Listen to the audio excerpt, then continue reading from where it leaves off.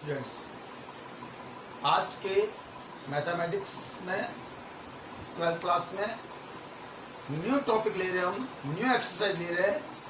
Exercise 4 है determinants, सारणिक। क्या होती है सारणिक? मैट्रिक्स हमने एक्सरसाइज कर ली। सारणिक से पहले मैट्रिक्स का समझना बहुत जरूरी है। मैट्रिक्स समझ चुके हैं। ये एक्सरसाइज बोर्ड में, राजस्थान बोर्ड में 3 मार्क्स की है। 1 क्वेश्चन आता है इसका। मैट्रिक्स जैसा कि हमने पढ़ा था, मैट्रिक्स किसी भी ऑर्डर की हो सकती है, यानी उसमें कितनी भी पंक्तियां, कितने भी स्तंभ हो सकते हैं, रो और कॉलम। डिटर्मिनेंट्स और मैट्रिक्स को लेकर अगर हम समझते हैं तो डिटर्मिनेंट्स की डेफिनेशन क्या होती है? माना ए आई जे एक n क्रम का वर्ग आव्यूह है, स्क्वायर मैट्रिक्स होना चाहिए, तब एक अद्वितीय संख्या, यूनिक नंबर, मतलब इसका एक रिजल्ट आएगा, एक नंबर में आएगा। ये डिटर्मिनेंट को लिखने का सिंबल है, ये डिटर्मिनेंट का साइन है। ए आई जे आव्यूह ए की सारणिक कहलाती है, और इसे सारणिक ए या इस तरह से लिखना, डिटर्मिनेंट ए से डिनोट करते हैं। If A equal to A I J is a square matrix of order n, then the determinant of A is denoted by DTA और डिटर्मिनेंट ए, और इस तरह से ट्रायंगल का शेप, ये भी यह डिटर्मिनेंट कहलाता है। मतलब डिटर्मिनेंट क्या होती है? डिटर्मिनेंट एक स्क्वायर मैट्रिक्स होनी चाहिए, और डिटर्मिनेंट हमेशा एक वैल्यू देता है, यूनिक नंबर देता है, अद्वितीय संख्या। यानी डिटर्मिनेंट को हम ओपन करके, उसको खोल के एक यूनिक नंबर में आंसर देते हैं हम। एग्जाम्पल लिया, if A equal to A B C D, ये देखो एक स्क्वायर मैट्रिक्स है, 2 row 2 column, then determinant of A. अगर मुझे इसका डिटर्मिनेंट लिखना है तो इसका मैट्रिक्स का डिटर्मिनेंट मैं कैसे लिखूंगा? या तो डी टी ए करके लिखूंगा, या इस तरह से ए को लेकर लिखना, 2 लाइनें जो खड़ी लिख रही है अपने, ये डिटर्मिनेंट ए कहलाती है, मॉड नहीं कहलाती। मॉड और डिटर्मिनेंट का डिफरेंस मैं आपको बताऊंगा। तो डिटर्मिनेंट ए यानी इस मैट्रिक्स को डिटर्मिनेंट में लिखना, ये होता है ए बी सी डी, ये डिटर्मिनेंट में लिखना हो गया। तो ये है डिटर्मिनेंट की डेफिनेशन, एक यूनिक नंबर देता है डिटर्मिनेंट। हाँ, अब हम लेते हैं वैल्यू ऑफ डिटर्मिनेंट, सारणिक का मान, यानी सारणिक की वैल्यू हम कैसे निकालते हैं। तो नंबर 1 है एक क्रम की सारणिक का मान, value of matrix of first order. यानी यदि कोई मैट्रिक्स फर्स्ट ऑर्डर की हो, फर्स्ट ऑर्डर का मतलब होता है ए की रो हो और ए की कॉलम हो, उस मैट्रिक्स की डिटर्मिनेंट में वैल्यू क्या होगी? मैंने पहले कहा था कि डिटर्मिनेंट एक स्क्वायर मैट्रिक्स होता है, यानी हम अगर स्क्वायर मैट्रिक्स होगी तभी हम उसकी डिटर्मिनेंट की वैल्यू निकाल सकते हैं हम, और यूनिक वैल्यू होती है, यानी ओपन होता है डिटर्मिनेंट। यदि ए मैट्रिक्स में ए एलिमेंट है 1 into 1, यानी 1 ऑर्डर की एक क्रम का वर्ग आव्यूह है, if A equal to A is a square matrix of order 1, यानी 1 कोटि की है, देन डिटर्मिनेंट ऑफ ए, यानी इसका डिटर्मिनेंट क्या होगा? तो डिटर्मिनेंट ऑफ ए को हम लिखेंगे डिटर्मिनेंट ए, या फिर ए को डिटर्मिनेंट इस तरह से, देखो इधर मैंने डिटर्मिनेंट में लिखा है, तो ये मैट्रिक्स है, तो मैट्रिक्स को भी मैं डिटर्मिनेंट में लिखूंगा। अगर ए का डिटर्मिनेंट देन मैट्रिक्स का भी डिटर्मिनेंट, यानी ये अवयव डिटर्मिनेंट में आ जाएगा, ये दोनों डिटर्मिनेंट में कहलाएंगे, और एक ऑर्डर के डिटर्मिनेंट का आंसर वही होता है, सेम। ये मॉड नहीं है, मॉड और डिटर्मिनेंट में मतलब कि डिफरेंस क्या है समझना है। देखो मैं यहाँ बताता हूँ मॉड और डिटर्मिनेंट डिफरेंस। रिमार्क, क्या होता है डिफरेंस मॉड और डिटर्मिनेंट में? ये डिटर्मिनेंट है और इधर भी मैंने डिटर्मिनेंट लिखा, ये determinant, then it's also determinant, then इसकी वैल्यू 3 रहेगी। लेकिन अब मैंने लिखा ए इक्वल टू, चलो मैं एक्सप्लेन, थोड़ा एग्जांपल बदल देता हूँ। मान लो डिटर्मिनेंट को लेकर यहाँ यहाँ -3, जैसा कि मैंने एक एग्जांपल और लिया यहाँ, ए इक्वल टू मैट्रिक्स -3। अब इसका मुझे अगर डिटर्मिनेंट निकालना है डिटर्मिनेंट ए का डिटर्मिनेंट जिससे हम इस तरह लिखते हैं, तो मैट्रिक्स को भी डिटर्मिनेंट लिखेंगे -3। ये डिटर्मिनेंट में है, ये मॉड में नहीं है क्योंकि यहाँ ए डिटर्मिनेंट में है, तो इसकी वैल्यू सेम रहेगी -3। यानी वन ऑर्डर की अगर कोई मैट्रिक्स है उसका डिटर्मिनेंट की वैल्यू हम निकालना चाहते हैं तो वो सेम एलिमेंट आता है, माइनस है तो माइनस में आएगा, प्लस है तो प्लस में आएगा, ये मॉड नहीं है। यहाँ देखो डिटर्मिनेंट ए -3 को मैंने कहा था कि -3, लेकिन ए इक्वल टू अगर मैं लिखूँ ये -3, ये डिटर्मिनेंट नहीं है, ये मॉड है क्योंकि यहाँ ए है केवल, ये डिटर्मिनेंट ए नहीं है, ये ओनली ए है, ओनली ए है, इट मीन्स ये कहलाएगा मॉड ऑफ -3 और मॉड ऑफ -3 की वैल्यू होगी +3। ये है डिफरेंस। तो डिटर्मिनेंट और मॉड में क्या डिफरेंस है ये आपको बताया मैंने वन ऑर्डर में। अगर यहाँ तुम इस तरह लिख रहे हो तो डिटर्मिनेंट है, डिटर्मिनेंट है then it's also called determinant, और -3 का डिटर्मिनेंट यानी -3 आएगा वन ऑर्डर में। यहाँ देखिए आप, ये ओनली ए है, नॉट डिटर्मिनेंट ए, ओनली ए है, देन ये कहलाएगा मॉड ऑफ -3 और मॉड ऑफ -3 की वैल्यू हमेशा +3 होगी। तो ये डिफरेंस है डिटर्मिनेंट और मॉड में, समझ गया। तो ये था हमारा एक क्रम की सारणी का मान, यानी ओपन होता है, डिटर्मिनेंट ओपन होता है, ओपन होके एक यूनिक वैल्यू देता है, यूनिक नंबर देता है, समझ गए। हाँ, सेकंड है द्वितीय क्रम की सारणी का मान। फर्स्ट ऑर्डर का हमने कर लिया, सेकंड ऑर्डर की वैल्यू कैसे निकालेंगे। फर्स्ट ऑर्डर में तो हमने देख लिया कि एज इट इज आएगी डिटर्मिनेंट की वैल्यू, माइनस में तो माइनस ही आएगी ओपन होने पर यूनिक नंबर, और प्लस है तो प्लस में आएगी। सेकंड ऑर्डर में कैसे सॉल्व करते हैं, value of matrix of second order. If यदि ए आई जे 2/2 की यानी सेकंड ऑर्डर की एक स्क्वायर मैट्रिक्स हो, एक द्वितीय क्रम की आयु हो, देन डिटर्मिनेंट ए, ये डिटर्मिनेंट ए को लिखने का तरीका आप देख लें, उसको कहते हैं डिटर्मिनेंट बोलते हैं हम इसे, ए आई जे 2/2। अब इसको ओपन करने का मेथड एक एग्जांपल से लेता हूं मैं। लेट ए कोई मैट्रिक्स हमारी है ABCD, ये 2/2 ऑर्डर की एक मैट्रिक्स है।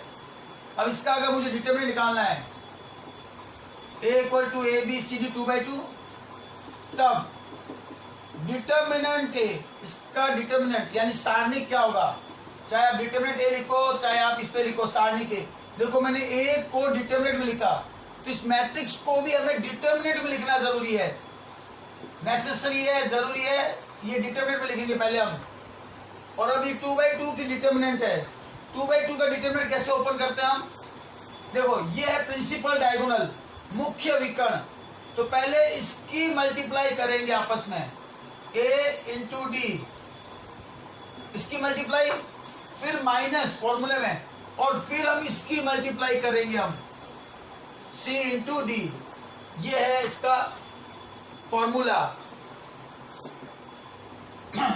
मुख्य विकर्ण का गुणनफल और माइनस पिछले विकर्ण का गुणनफल, तो ये इसका फॉर्मूला है।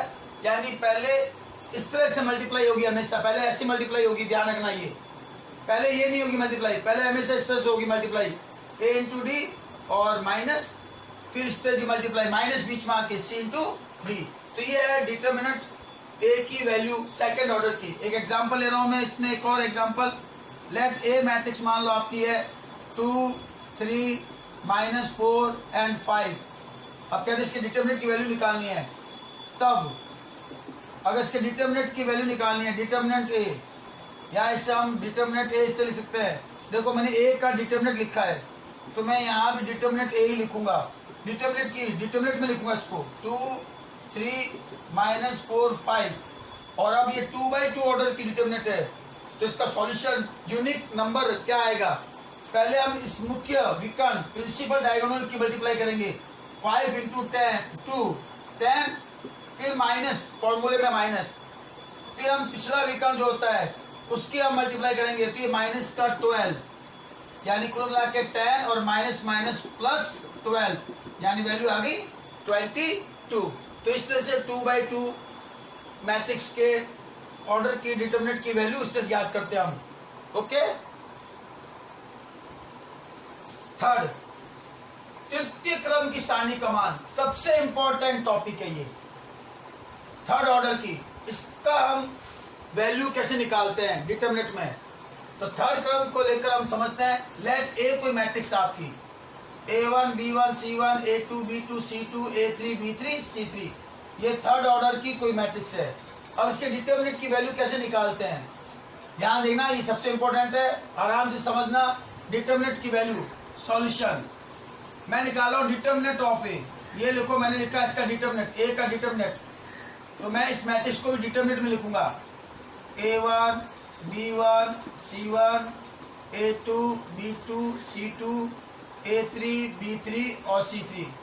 अब इसकी वैल्यू कैसे निकालते हैं थर्ड ऑर्डर की, अच्छी तरह समझना। थर्ड ऑर्डर की वैल्यू 3/3 की है, 3 ही रो है 3 ही कॉलम है, ये कहलाते हैं आपके मुख्य विकर्ण, अग्रज विकर्ण, ये पिछला विकर्ण कहलाता है। A1 B1 C1 आपकी पहली रो में, A2 B2 C2 आपकी सेकंड रो में, A3 B3 C3 आपकी थर्ड रो में, ऐसे A1 A2 A3 आपका फर्स्ट कॉलम है, B1 B2 B3 आपका सेकंड कॉलम है, C1 C2 C3 आपका थर्ड कॉलम है।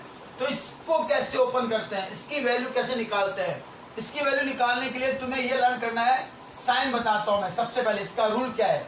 सबसे पहले देखो, ये एलिमेंट है सारे, और इस एलिमेंट पर जो साइन होंगे ओपन करने पर, ओपन करने से पहले वो साइन होंगे इस तरह से, इस एलिमेंट का साइन होगा प्लस, इस एलिमेंट का साइन होगा माइनस, इस एलिमेंट का साइन होगा प्लस। इस एलिमेंट से ओपन करेंगे तो ये होगा माइनस, ये होगा प्लस, ये होगा माइनस।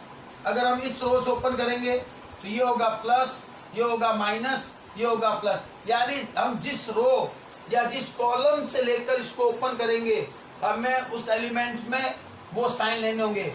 इसमें एक्सपेंडिंग करते हैं हम, खोलते हैं हम, प्रसार करते हैं। किसी एक पंक्ति या किसी एक स्तंभ, किसी एक रो या किसी एक कॉलम से लेकर हम इसको खोलते हैं, प्रसार करना कहते हैं एक्सपेंडिंग अलोंग। आप रो से करते हो तो रो के नंबर डाल दो, अगर आप कॉलम से करते हो तो कॉलम के नंबर डाल दो। कोई एक रो या कोई एक कॉलम को लेकर हम इसका एक्सपेंड करते हैं हम, और एक्सपेंड को लेकर हम कैसे खोलते हैं। मान लो मैंने फर्स्ट रो को लेकर एक्सपेंड करना चाहता हूँ, खोलना चाहता हूँ, तो फर्स्ट रो को लेकर खोलूंगा तो मैं फिर ये साइन लूंगा उस एलिमेंट के, बाकी कोई साइन काम के नहीं है। अगर मैं सेकंड रो से खोलना चाहूंगा दूसरी पंक्ति से, तो फिर ये एलिमेंट के साइन लूंगा। अगर मैं थर्ड रो से खोलना चाहूंगा तो मैं ये एलिमेंट पर साइन लूंगा। अगर मैं फर्स्ट कॉलम से ओपन करना चाहूंगा, खोलना चाहूंगा, तो फिर मैं ये साइन लूंगा, प्लस माइनस प्लस। इस तरह से हमें देखो 3 ही रो होते हैं और 3 ही कॉलम होते हैं, यानी हमारे पास 9 ऑप्शन है, सॉरी 3 और 3 6 ऑप्शन है। किसी एक रो या किसी एक कॉलम से हम इसको एक्सपेंड करते हैं, खोलते हैं, वो आपकी इच्छा है। तो मान लो एग्जांपल ले रहा हूं मैं, इसको खोलने का तरीका से समझना। मान लो मैं फर्स्ट रो से इसको खोलना चाहता हूं, तो कैसे खोलूंगा, तो मैं लिखूंगा R1 का प्रसार करने पर, यानी एक्सपेंडिंग अलोंग R1 को लेकर, यानी R1 के अवयव को लेकर मैं इसको ओपन करना चाहता हूं, तो कैसे ओपन करूंगा, अच्छी तरह देखना। R1 के एलिमेंट, सबसे पहले एलिमेंट A1, जब R1 को लेकर खोलूंगा तो ये साइन होगा बस एलिमेंट पर। A1 को लेकर, A1 यहाँ प्लस का होगा तो प्लस का A1। उसके बाद हमें क्या करना है, A1 लिया एलिमेंट, उसके बाद मुझे इसकी उपसारणिक बनानी है, सब डिटर्मिनेंट बनाना है। उपसारणिक कैसे बनाते हैं वो देखो, A1 को लिया बाहर। अब क्या करना है, A1 से बनने वाली रो और A1 से बनने वाला कॉलम, आप इस पर देखो मैंने इस तरह से ये मार्कर रखा है, एक अंगुली रखा है, इसको हम एलिमिनेट करेंगे, मतलब इसको हम छुपा देंगे, ये एलिमेंट काम में नहीं लेंगे हम, ठीक है ना। A1 से बनने वाली रो और A1 से बनने वाले कॉलम को हम छुपा कर, अब जो बचा एलिमेंट उसकी हम सब डिटर्मिनेंट बनाएंगे। क्या क्या एलिमेंट बचा है, B2 C2 B3 और C3, ये A1 की सब डिटर्मिनेंट हो गई, उप सारणिक हो गई। ये A1 को लेकर हम उप सारणिक बनाएंगे, 2/2 की बन गई। नेक्स्ट, क्योंकि मैं R1 का प्रसार करने जा रहा हूं तो R1 का एलिमेंट लूंगा बाहर। फर्स्ट एलिमेंट ले लिया मैंने A1 प्लस का, सेकंड एलिमेंट आपका B1, और वो यहां से देखो आप माइनस का, तो माइनस का B1 लेंगे। फिर इसकी भी मैं बनाऊंगा उप सारणिक, यानी B1 से बनने वाली रो जो ये है और B1 से बनने वाला कॉलम ये रहा, यानी इसके रो और कॉलम को हम एलिमिनेट कर देंगे, छुपा देंगे, विलुप्त कर देंगे। अब जो बचे एलिमेंट है उसको लिखेंगे 2/2 में, तो देखो क्या बचेगा, A2 C2 इस तरह से देखा, और A3 C3, ये 2/2 की मैथ और डिटरमिनेंट बन गई है।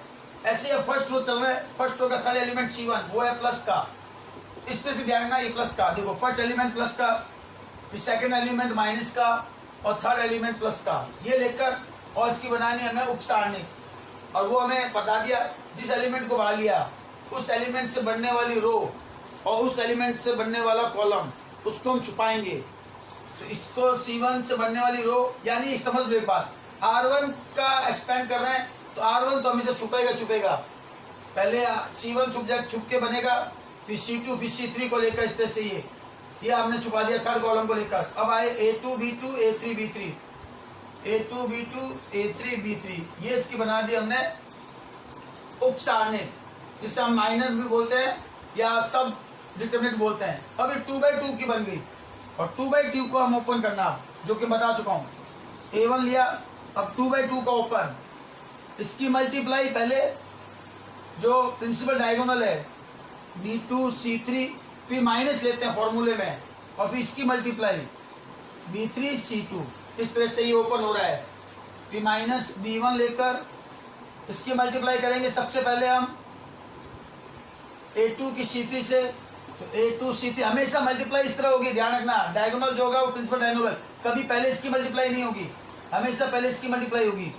फिर माइनस A3 C2, फिर प्लस का C1 लिया, इसको ओपन करेंगे A2 B3 और माइनस A3 B2, ये है इसका ओपन करने का मेथड। अब इसकी जो भी सॉल्यूशन आएगी उस सॉल्यूशन हम यहाँ ओपन कर लेंगे। A1 B2 C3, A1 से मल्टीप्लाई A1 B3 C2, इधर माइनस का B1 A2 C3 minus minus plus B1 A3 C2, और ये आपका फिर plus C1 A2 B3 plus minus minus C1 A3 B2। इस तरह से ऑर्डर 3 की मैट्रिक्स का डिटरमिनेंट में वैल्यू ऐसे हम ओपन करते हैं। तो फिर कह दो ये 3/3 ऑर्डर की मैट्रिक्स है, इसकी हमें वैल्यू ऑफ मैट्रिक्स की निकालनी है, डिटरमिनेंट में वैल्यू निकालनी है। तो सबसे पहले लिखा A का डिटरमिनेंट, हमने इसको डिटरमिनेंट में लिखना जरूरी है, ध्यान रखना, और इसका ओपन करेंगे इसके अकॉर्डिंग, ध्यान रखना ये मैंने लिखा है जो इसके अकॉर्डिंग। अगर आप फर्स्ट रो को लेकर खोलना चाहते हैं तो फर्स्ट रो के जो एलिमेंट है उनमें ये साइन लगाएंगे, ये प्लस का A1 होगा, ये माइनस का B1 होगा, ये प्लस का C1 होगा। A1 को लेकर हमें कैसे ओपन करना है, A1 लिखा बाहर प्लस में, A1 की रो और A1 से कॉलम, इसको हम एलिमिनेट कर देंगे, छुपा देंगे। उसके बाद 2/2 की ऑर्डर की डिटरमिनेंट बन जाएगी, डिटरमिनेंट बनानी है। फिर हम माइनस का B1 लेंगे, तो B1 की रो और B1 के कॉलम को छुपाएंगे, उससे बनने बाद में जो बचेगा A2 C2 A3 C3, इसकी हम 2/2 की डिटरमिनेंट लेंगे हम, और फिर C1 को लेकर C1 की रो C1 के कॉलम को छुपाएंगे, और फिर A2 B2 A3 B3, और अब ये 2/2 की बन गई, 2/2 को ओपन करके हम सॉल्यूशन कर देंगे। आप डायरेक्ट भी अगर आपको समझ में आ जाता है तो ये अपने माइनर डिटरमिनेंट लिखने की जरूरत नहीं है, उपसारणिक सब डिटरमिनेंट आप डायरेक्ट मल्टीप्लाई का ऑप्शन ले सकते हैं। तो इस तरह 3/3 की ऑर्डर की मैट्रिक्स की डिटरमिनेंट की वैल्यू हमने फाइंड की है। एक मेथड और है जिसका यूज हम बहुत ज्यादा जनरली करते नहीं, हम वही करते हैं जो भी बताया मैंने। एक मेथड है सारूस मेथड। सारूस विधि क्या होती है, इसका डिटरमिनेंट की वैल्यू सारूस मेथड से कैसे निकालते हैं। नॉर्मली हम इसका यूज नहीं करते हम, लेकिन मेथड बता दूं मैं। एक मेथड होता है डिटरमिनेंट ए, सारूस में हम कैसे यूज करते हैं, इसको हम डिटरमिनेंट लिखेंगे A1 B1 C1 A2 B2 C2 A3 B3 C3, और फिर हम इसको वापस रिपीट करते हैं, हम इसको वापस रिपीट करते हैं, हम इसको इस तरह से, ये दो कॉलम है, इसको रिपीट करते हैं A1 A2 A3 B1 B2 B3, और अब हम इसका सॉल्यूशन निकालते हैं। ये देखो तीन जो लीडिंग डायगोनल होते हैं अग्रग विकर्ण, उनकी मल्टीप्लाई ऐसे देखो, ये अग्रग विकर्ण, मैं यहाँ देखो इस तरह से, ये फर्स्ट डायगोनल, ये सेकंड और ये थर्ड, ये तीन अग्रग विकर्ण लीडिंग डायगोनल, इनके आपस में मल्टीप्लाई करके प्लस करेंगे। A1 B2 C3 plus B1 C2 A3 plus C1 A2 B3, ये लीडिंग डायगोनल है। पहले इनकी आपस में मल्टीप्लाई करके प्लस करेंगे और फिर माइनस। अब बैक डायगोनल, पिछला विकर्ण जिसे हम कहते हैं, तो पिछला विकर्ण आपका देखो इस तरह से बन रहा है। अगर मैं यहाँ देखो डायग्राम, ये देखो पिछला विकर्ण एक, ये डायगोनल, ये नंबर 2 और ये इस तरह से नंबर 3, यानी पिछला विकर्ण हो गया देखो आपका A3B2C1, A3B2C1 3 plus B3C2A1, B3C2A1 and plus C3A2B1, C3A2B1। ये है मेथड आपका डिटरमिनेंट के वैल्यू निकालने का, सारूस मेथड। तो सारूस मेथड में हम क्या करते हैं, डिटरमिनेंट 3/3 की है, उसमें फर्स्ट 2 कॉलम को वापस रिपीट करते हैं और पहली 3 लीडिंग डायगोनल की मल्टीप्लाई का प्लस और माइनस, फिर पिछले 3 डायगोनल के मल्टीप्लाई का प्लस करके उन दोनों के बीच में माइनस करके वैल्यू निकालते हैं।